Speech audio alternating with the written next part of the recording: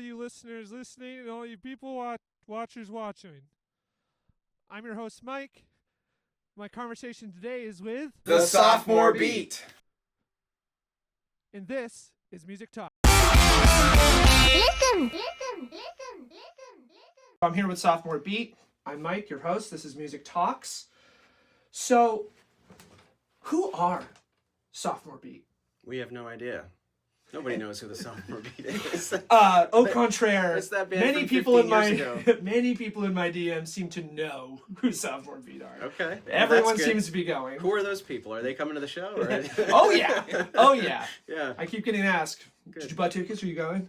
It's like, yes. Okay. Maybe. Cool. I mean, we started the Sophomore Beat it was like the very end of 2006. I was working on a solo project, and I liked the songs I had. I was a little bummed out that at the moment, I didn't really have a band. And then I got a call from Andy and Mike and our old drummer, Justin. And they were like, so we were a band and now we don't have a singer now. And I was like, that's too perfect. And so we started, I remember driving up to Rumford, Maine.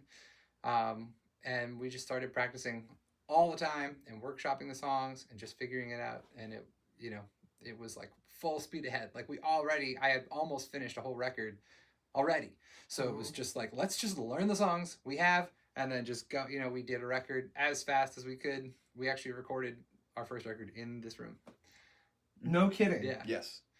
Yep. And Oh my God. yeah, so for the time being it was recorded, like I sang the vocals like right where I'm sitting. And yeah, so it was like, yeah, by the end of our first practice was like January 2007. By the end of 2007, I think like September or October, we put out our first record. And then, it was probably like a solid year and a half to 2 years of us playing shows where I felt like, we opened up for anybody. We play anywhere. We didn't really nobody knew who we were, which is kind of normal for bands. But then by the time, for new bands, but we never stopped writing. And I would write all the time and demo all the time. And we'd practice all the time. And Andy wrote a lot of lyrics and with me, and me and Tom would work on drum parts. We're just always sharing ideas. So it didn't really take us long to write many songs. So we did our second record, came out in 2010, High Technology. Yep. And by then we had a real fan base. We could actually like sell out like little rooms and we could go on little tours and it was so fun. But yeah. And you guys had been playing music at that point for much longer than I had. You know what I mean? Like Dan and Tom had been playing in bands since they were in middle school and high school. You know what I mean? And I didn't even join a band until I was out of high school. Wow. So when you recorded that, or when you the three of you initially got together and you're like, we are a band. We are missing somebody too. Mike, our guitar player, Sure. is in California. Okay. We miss you. He's flying in a couple of days. So yeah, we're What a homie. Yeah. So where were you, the three of you, sort of in your lives when that initial moment happened where you were able to get together and start writing and recording in this room, which is crazy. That's so awesome. But so were you all in high school, or it sounded like no? So you were sort of past those formative teen years and you were like in your 20s, or? Yep. Yeah, I mean, I was like 21 or 2. For the time being, CD release party was my 21st birthday. Oh shit! Yeah, wild. Right.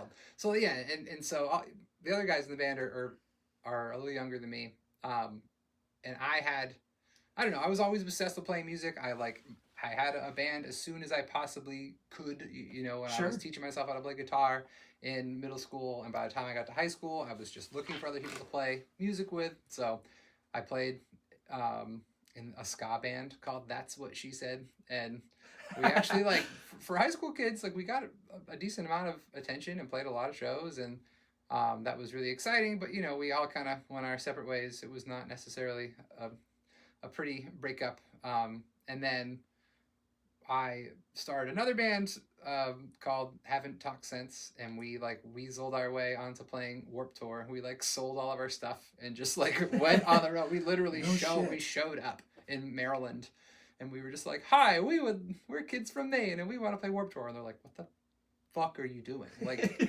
and so Did you play Warped Tour? Well, we did, because they were like, we can't have you here. You're like a massive insurance liability. So they said, boring. well, they said, like, if you work on the crew, like, we're gonna give you VIP passes. You will show up at 6 o'clock in the morning wherever we are. Like, follow the tour. You got to be there every Which day. you can't do anymore, by Yeah, the you way, can't so do. don't get Yeah. any ideas. So they literally discouraged changed that. the rules of Warped Tour because of him and because of bands like Mayday Parade who did the exact same sure. thing. We actually met them doing the same thing there. So we worked on the crew. We'd help like unload amps, set up stages. Like, I mean, I would like work on the loading dock and help people like find their mail or their records that got shipped there, and set up merch tents, whatever. And we were like the first band they would call if it was, oh, this band's, their van broke down. Yeah. You guys are now playing on this stage at, 11 a.m. to 80 people or something, so we could say we had the experience of touring. We were able to sell a decent amount of records and able to like just kind of get into it. And it was very exciting, but also extremely difficult. We didn't have, a driver. It's 400-mile drives every day. We were driving overnight and just trying to sleep whenever. So anyway. But at least you had someone that was old enough to drive your van. Because when Tom started playing, they were so young, they didn't have anyone that was old enough to drive them around. That is correct. So the first tour we went on, we had a guy. We were all freshmen in high school, and we had to recruit a person who was a senior in high school, who we eventually became very close friends with. He had a driver's license, and we were like, "This is awesome! Like, score! This is great! So let's borrow our bass player's dad's minivan and go on tour with the oldest guy in the band was 18 or 17 at the time." So that's. And this is under the moniker Sophomore Beat. No. This was actually when I originally met Dan, when he was playing, and That's What She Said. I was in a band called Missing Direction. It was like a screamo. That was like that era where like Hawthorne Heights and Thursday and all of those bands were huge. And it's when we met him. We met the Sparks guys, who were then in a band called Poser back then. There's so many. There's people who have whole families and stuff now that we used to play with. But we were like, maybe 14, 15 years old. You were probably 16, I guess, when I was a 14-year-old. Yeah. When we started playing shows together at like Legion Halls, the Swedenborgen Church on Stevens Ave, it was, so I was about 14 years old, but that's kind of how we met. Years later, I was not the original drummer of the Sophomore Beat. It was somebody named Justin, who actually recorded on For the Time Being, not me, in this room. Yep. I unfortunately was not here for that. So, but when I met them, I remembered Dan from 2002, 2003, when I was 14. I joined in 2009, I think. We probably recorded High Technology 4 months or so after I joined the band. 4 months? Yeah, it was, pretty much, yeah.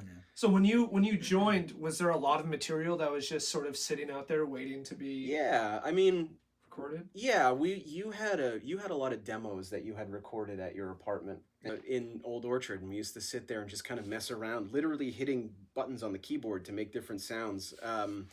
Is that where the influence for High Technology sort of came from? Is that you're just working from this MIDI keyboard and you're just like, what sounds cool? Or I think more specifically it was that, well, when we started in the first place, I should backtrack and just say that, so after the Warped Tour bands, that broke up very badly, and then I played with another band who I was touring. I just like wanted to play music as much as I possibly could. Yeah. And I had friends who were already on tour in this other band, and they didn't really need me, but they were like, well, we kind of just want to have you around. So I played guitar so their lead singer could just sing.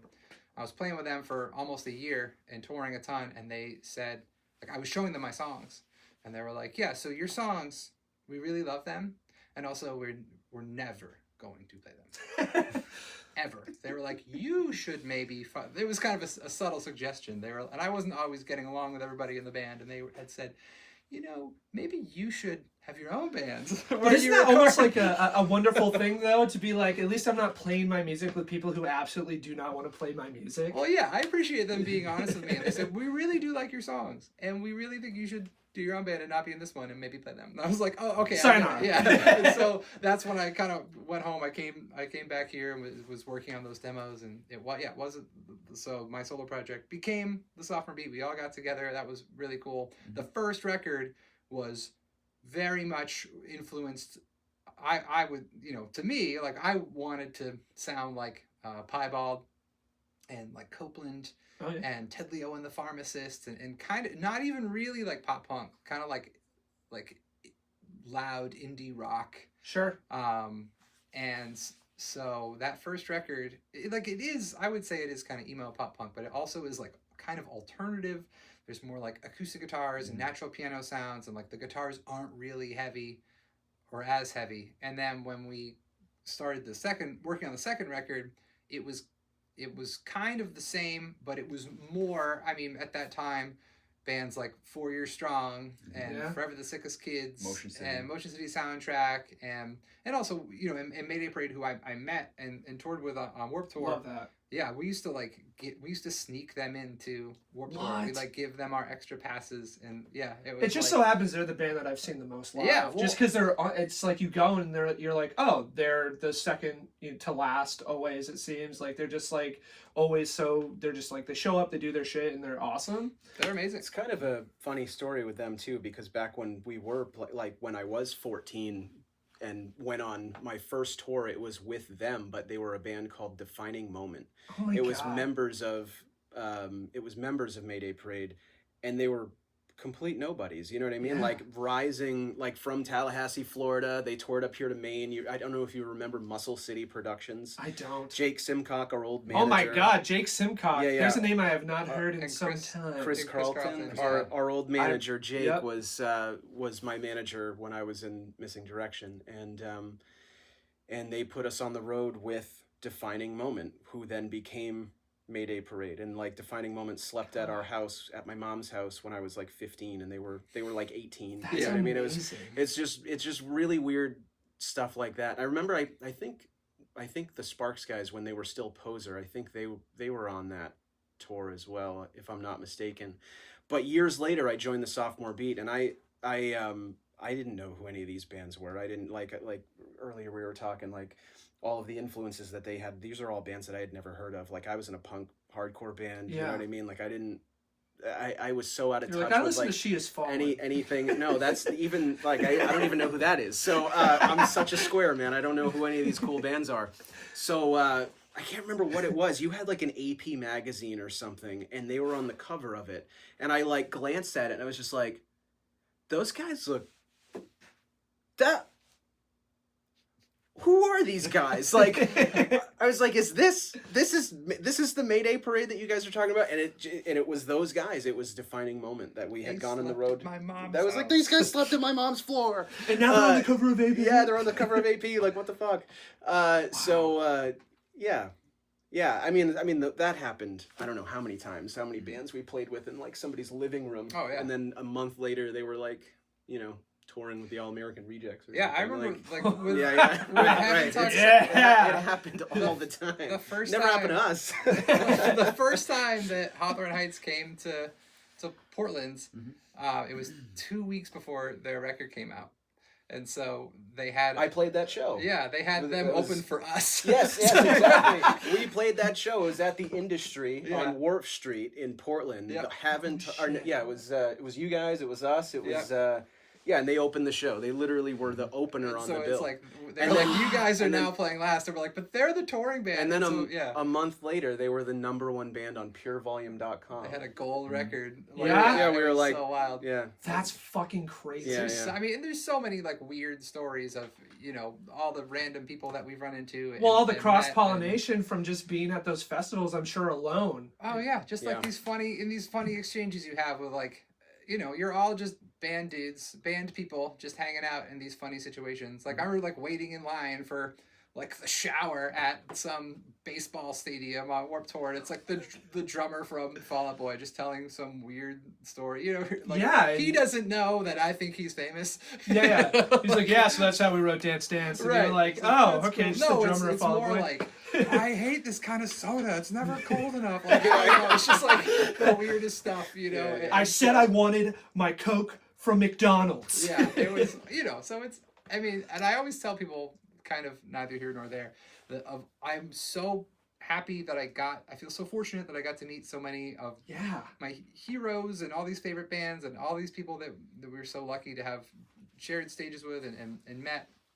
And then probably one of the nicest bands, like famous bands I met that surprised me the most was that the guys in Good Charlotte were so incredibly welcoming. They like listened to our record like twice. They just sat there and were like totally giving notes and like really sincere. Just like really wanted to relate. Like a genuine moment. They were like, never give up. Like we used to, you know, steal my mom's and then we gave up a few years later. But that's, so many did. Yeah, we don't talk about that. But I mean, you know, I think for, you know, it's interesting because like I had such a different experience with music like growing up because like I'm from such a small town relatively, you know, like so, and what happened was like I had a buddy that was playing in this band and he was like, hey, you should come by and check out my band's practice and I think you'd really like it. So his name was Byron and he was the drummer. He's an incredible drummer. And so I go to this band practice and I was like, dang, these guys are pretty fucking good. So then so then I just kept going to band practice. And then eventually I was like the only one that they knew how to play piano. Yeah. And their lead singer would play guitar and piano and he would switch back and forth. And they were like, hey, we're thinking about like getting someone to play keys so that TJ could just play guitar and sing. Like, would you want to do that? And I was like, yeah, you know, I'll think about it. And I was like trying to play cool on the phone. And like, I remember hanging up the phone and like running around my mom's house being like, they want me to join their band. It was like the biggest thing in the world. And so like, that's so awesome. And then, you know, I joined this band. They were called Stealing Skylight. There's an album out there that's, you know, fantastic. It's the quality is like really, really good. Stealing Skylight. Yep. Love that record. Yep. This Was Made to Hurt You. Yep. Yeah. And it's great. Yeah, good album. And so I played with Stealing Skylight for a while, and then, like Dan was saying, like we went and we played these shows, and then I saw Haven't Talked Since play, and then it kind of like happened. We can't gloss over that. I signed a record for you. That's true. Yeah, that was the first time we met. I signed in Rumford. They came and played a show in my hometown. Immediate power dynamic. And I was just like, hi, can you sign this for me? And then like flash forward a few years later, like our band joined a band like, with his hero. He did. Yeah. Hero's journey, that's awesome. He will never let me live it down. And so it's a fun fact. And so I didn't know that, by the way, so that's great. Thank you. So now I'm sitting over here going like, what, really? So when you joined Sophomore, what's the timeline there between, you know, Tom joining? So the Sophomore Beat existed in 2006, and then 2009 we got Tom. Beginning of 2009. Which is one of the most epic stories about how we met. Like the day that Tom came to like audition to be in the Sophomore Beat, we were playing at Mike's dad's house in South Berwick, and Tom. Well, first of all, let's back up for a second. You guys had parted ways with Justin. Yeah. You guys were playing like these little acoustic shows without a drummer, but with like a drum machine. Yes. For a while. But they were auditioning drummers. Yep.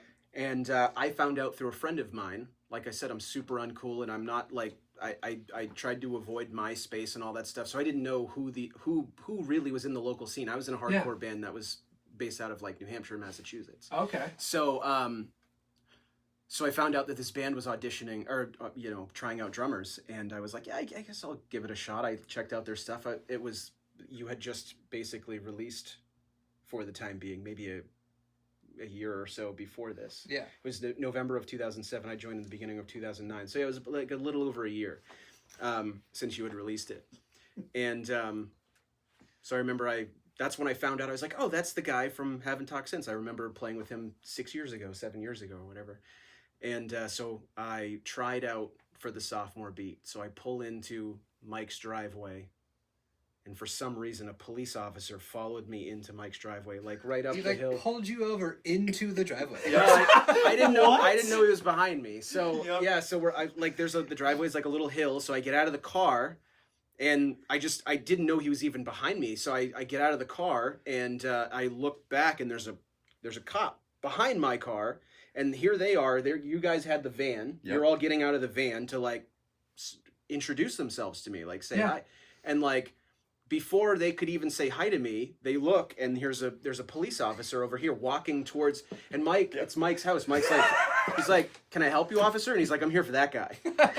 So, I heard he's a really good drummer. I was like, "Oh my God, what did I do?" I had no idea. Apparently, the tags on my the stickers on my license plates were expired or whatever, and I had them in my glove box because, you know.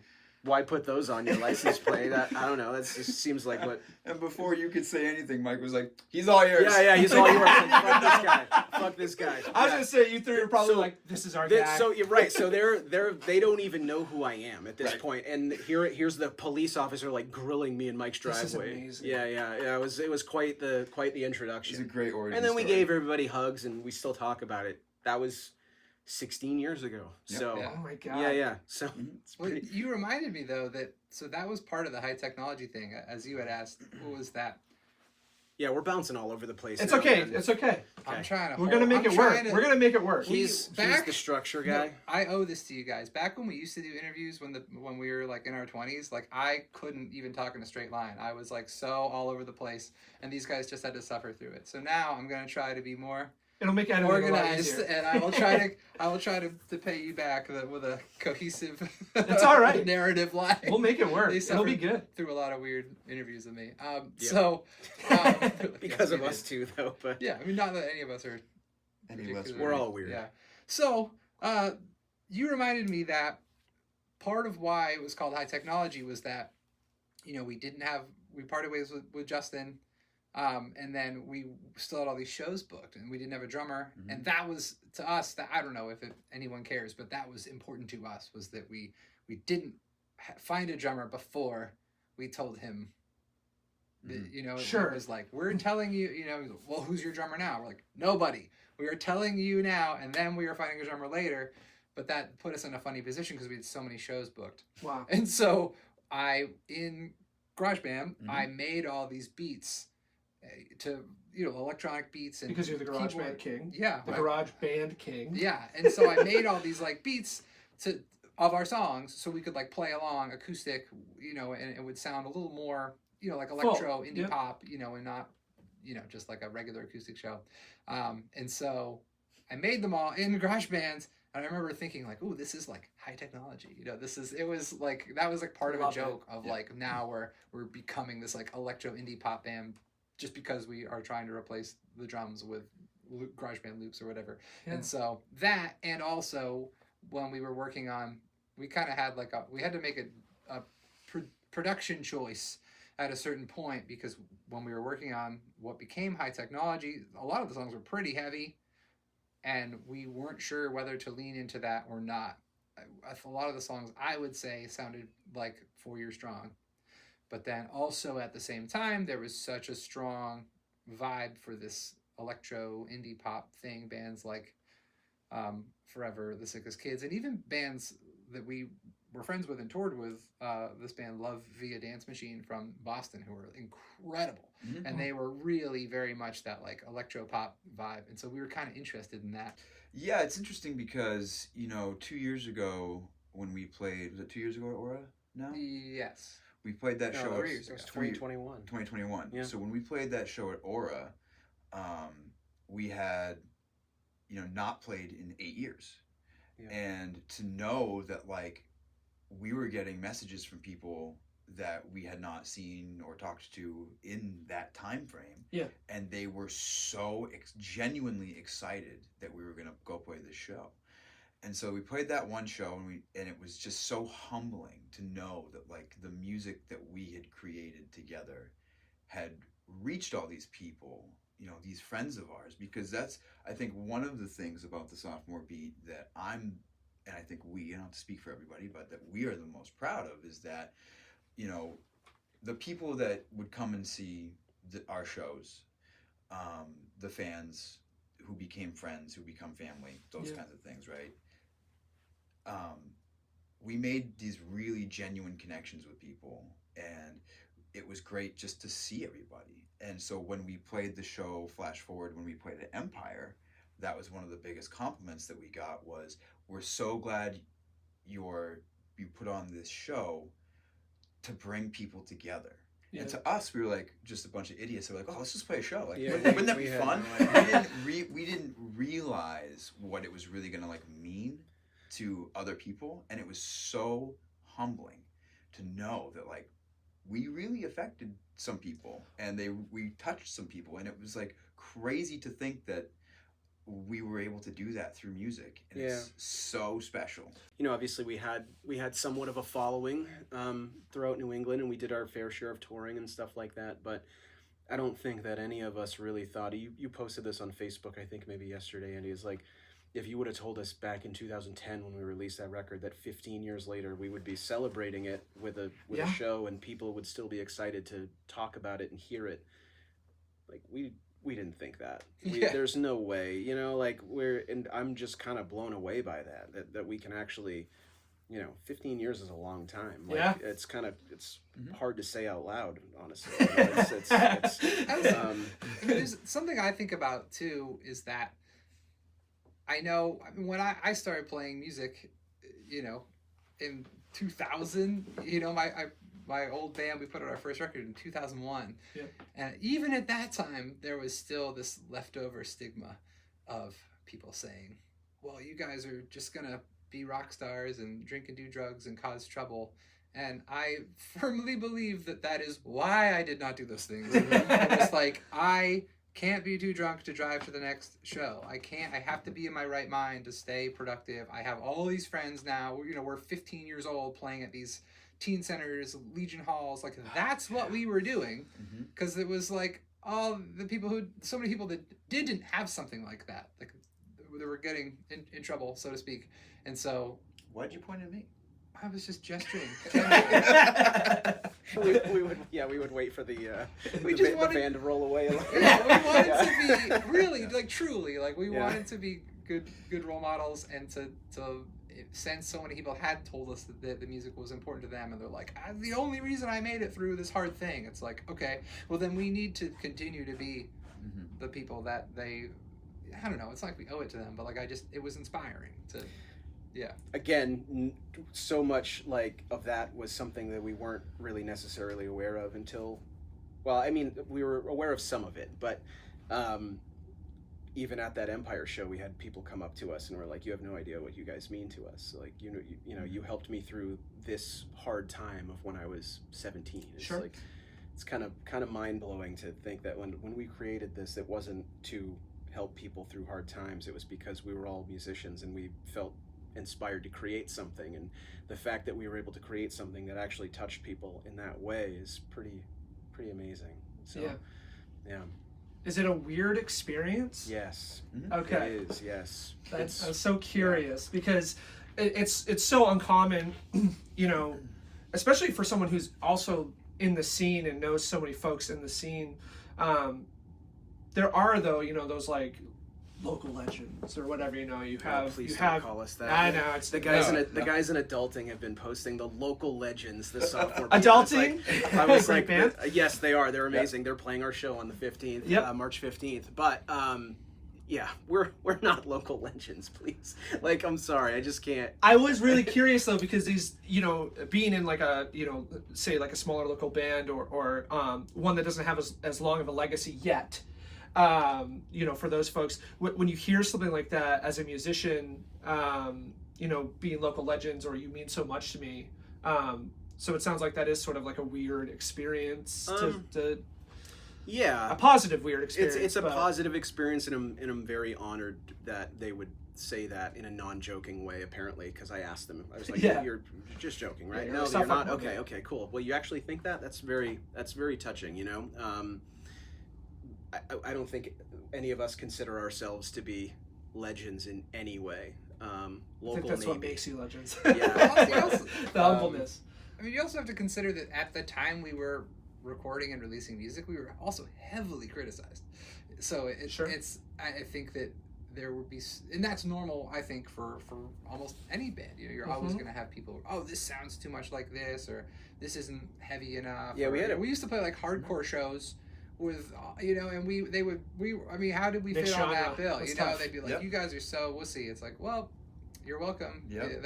Any girls came to the show. No. It's like, you know, Andy. There were those shows there where we played second, right, on a 5-band bill, and we'd be like, hey, come visit us at our merch table, and then the entire show would just come and then the headlining band would play to an empty room because everybody was hanging out at our merch table, like taking pictures with us. So I'd love to ask, so where are Sophomore Beat? Not only where are you today, but where can we find you? What shows do you have upcoming? I think everyone who's watching this knows what shows are upcoming. Well, but I'd love maybe to... they don't, and that's horrible. We for these legends. We originally last year, or what was it, 23, December of 23, the goal of that show that we played at Empire was with all intention, our intentions were that was going to be the last ever Sophomore Beat show. Like we decided that there aren't going to be any more reunion shows after that show. And then I think something weird happened when we started to get together. We just started having so much fun, and we were like, we can't make this the last one. Like, what were we thinking by even saying that? And it was like, well, it's kind of too late now because it's on the flyer. So that was our last reunion show. So now any show that we play from here on out, it's just a Sophomore Beat show, and that's kind of how we're handling it now. And we're, you know, the goal is to to continue this for the foreseeable future at least. You know, there's no huge plans to record a new record, although we've talked about it. There's no plans to play any more frequently than we're playing now, although we've talked about it.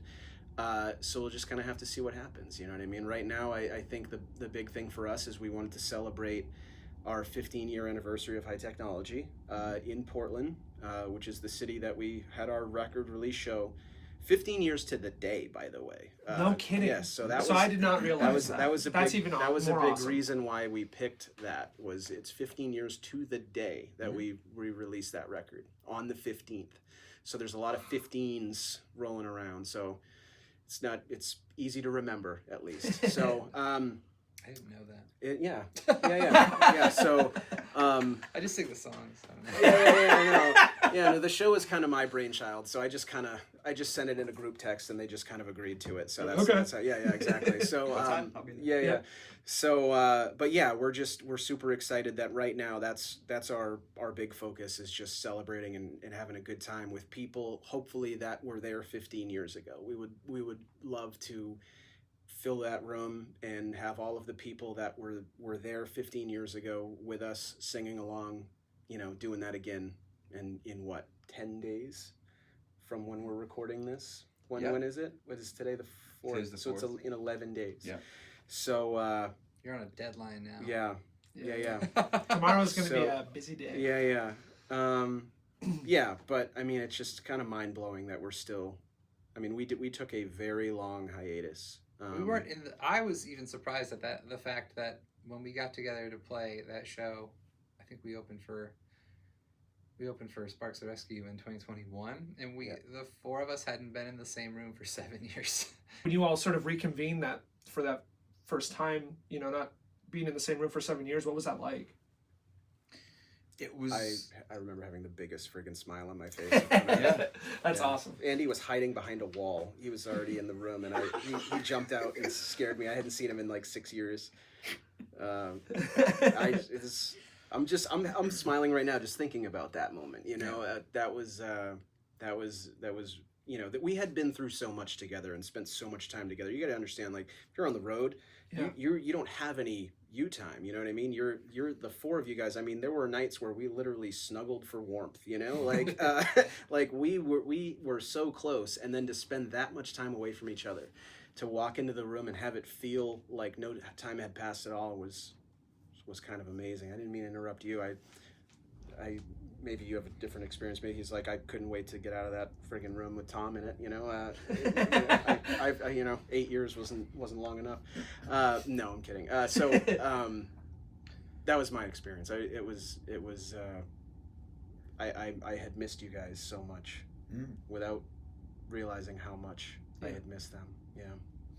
Yeah, it's interesting because in those 7 years since we had been not together, so many things in our lives had changed. I mean, just life happens, Some of us became, got careers and jobs and moved across the country and had kids and all these different things, and it was like, so much about our lives had changed. But when we got together, it was like you just knew that had not gone away, right? That's so awesome. And that those connections, those relationships were just, they were forever.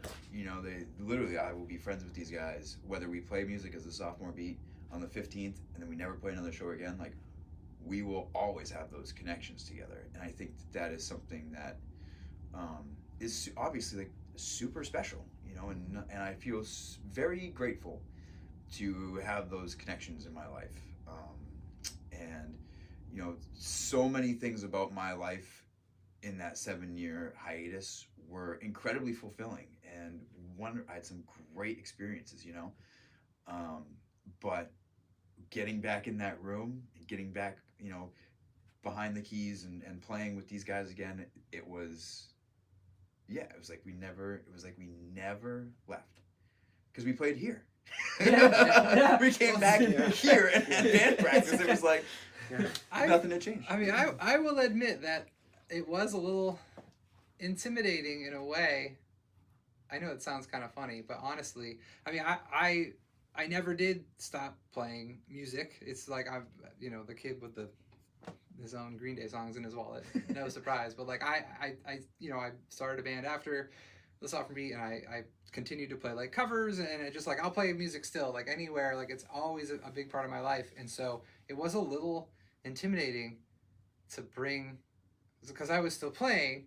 It wasn't like a whole new reintroduction. Sure. It was just like, but now I have to pick up these songs again that I haven't even thought, I haven't really connected to in so long. I was just worried it wouldn't feel the same. Yeah. I was worried it would feel really different. I mean, I was excited to see the guys, but there was a part of me, truthfully, at first, that was just like, man, is this a good idea? Do I really want to play this again? I think I and had then that moment as as well. soon as we all got in the room together and started playing, I was like, oh, hell yeah. That's so awesome. It actually, so it really, I was, the very first time we started to play, so that probably was 2021, I was just like, I don't even know if I'm looking forward to this rehearsal. And then once I saw everybody and we played for like 2 seconds, I was like, thank God that we did this. Like, I'm so excited. It was so, and so ever since then, I do think that it comes into my mind more frequently. It's easier for me to embrace the Sophomore Beat without thinking about the past, because there were so many really exciting things, but like ultimately too, it was also very difficult. It was like we struggled. We tried very hard. It was so important to us.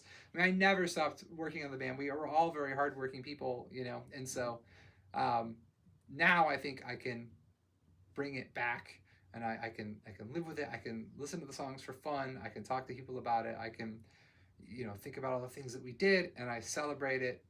And also, I do get ideas still where I'm like, that could be a Sophomore Beat song. I'm going to write that down. So I do think about new Sophomore Beat music. And I should also say that when we first started the band, I mean, I was the guy in many ways running it. I was kind of driving the experience, and I did a lot of work via the songwriting, administrative work, whatever, getting us our website set up. And the guys all helped me too. Like I said, we're all very hardworking people. But something that has changed about the new Sophomore Beat is that Tom has gone from being like the last guy to join the band, the most junior member, to now being the person who you can safely say is really driving the experience. So I wanted to mention that we wouldn't be doing all this stuff now without Tom. Like, he brought the Sophomore Beat back, kind of, you know, in a way by himself, by being like, I'm digging up these records, I'm putting them on Spotify, I am digging up these pictures, I'm making a Instagram, send me all the footage that you ever have of our bands, I'm booking us a show, we are practicing on this date. It was like, Tom, you know, though we were the people, me and Andy and Mike kind of started it, in a way, we wouldn't be doing what we're doing now without how much effort Tom has put into. Yeah. He's like totally reignited the Sophomore Beat. Well, thanks for saying that. You guys are helping quite a bit, though. Well, sure, but like I had to mention that. Like, Am I? it was like, I had to say that. We have people watching, Andy. I know. Sorry. Yeah. So I just wanted to give you I really Thank appreciate you. that, Thank because you. like I Thank don't you. know. I mean, I don't know. I'm not gonna say, you know, who knows? Me and Andy probably would have written another record and then never played another show or something. Like I think that we have Tom like really driving the. Hear that, everybody? Everyone thank Tom. Yeah, when you come to the show on the 15th, he is expecting everybody- thank yous. Everybody thank Nope. So Hey, I like I did say earlier though, we are doing this just as much for us as we are for everybody else. It's Completely selfishly, selfish. Absolutely. but like you know, everybody. but that's at the- beautiful. We want to have a good time. Just It has us, to and be a it's good time. Secondary is people having a good time with the four of us. Like that's. Although I mean, obviously, we want everybody to come to the show and have an amazing time. Of course, and they will. And I hope. But yeah, I mean, really the purpose of this was kind of getting the four of us, like literally my best friends, to get us back together, doing something that we spent so much time having such a good time doing.